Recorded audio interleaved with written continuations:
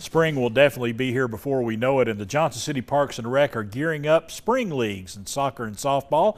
Here to get us ready for a great spring on the pitch and on the diamond is Joe Ebarb. How you doing, Joe? Hi, I'm doing great. Glad to be here. Y'all are happy to see spring roll around, aren't you? Definitely. It's a busy time of the year for us, right? And we're excited about getting started. So let's start with soccer. Let's get on the soccer pitch first of all. Sure. Let's talk about that. Lots of leagues being formed. Registrations are going on right now. That's correct. We still have a week left till the end of the month for youth soccer.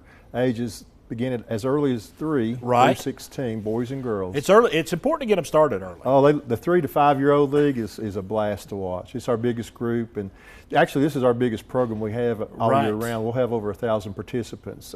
Wow. And so those fields all around the city are going to be full each and every day, just about. Oh, yes, sir, and that's what I like to see.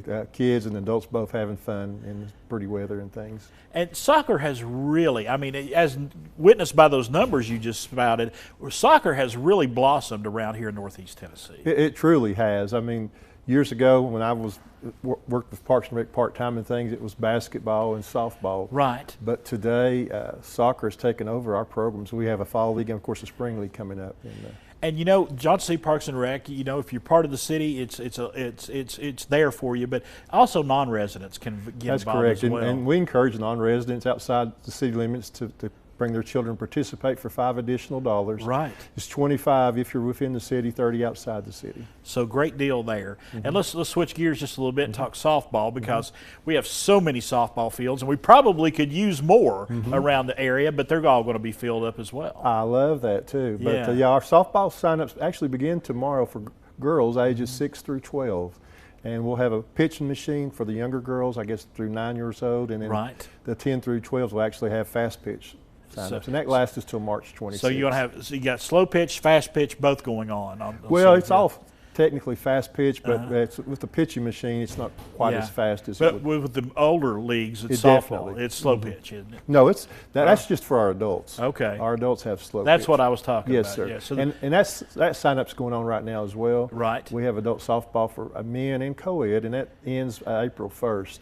And that's fun to watch the co-ed and the men play. Having played softball throughout my years here in Johnson City, y'all do such a great job of being able to have the fields available, having the refs in place, having the scorekeepers in place. It's a lot of moving parts to make sure everything's taken care of. It is. I appreciate the kind compliment you gave, but the park services, the staff, they're wonderful. Right. They do an unbelievable job keeping our fields ready. Right. From everything from weekend tournaments to our league games. So we're very blessed to have an awesome staff. On any given night, I mean, there is softball games going on pretty much 7 days a week. There's something going on. It seems like it. Pretty much all the time now. With our Parks and Rec programming, we don't do anything on Wednesday nights or Sundays because of church. Gotcha. Yes. But I'm going to tell you something. It is amazing when you drive by places like Wing Deer Park, and those parking lots are full from both soccer and softball. I love it. It's just the community coming out and participating in something healthy, something positive, whether it's children or adults, you know, having a positive in your life. And if you're an adult working all day and thinking about, hey, I've got a game tonight, you know, that's fun to think about. And kids, you know, the friendships and things they make playing soccer, and it's just, it develops leadership skills and everything. Right.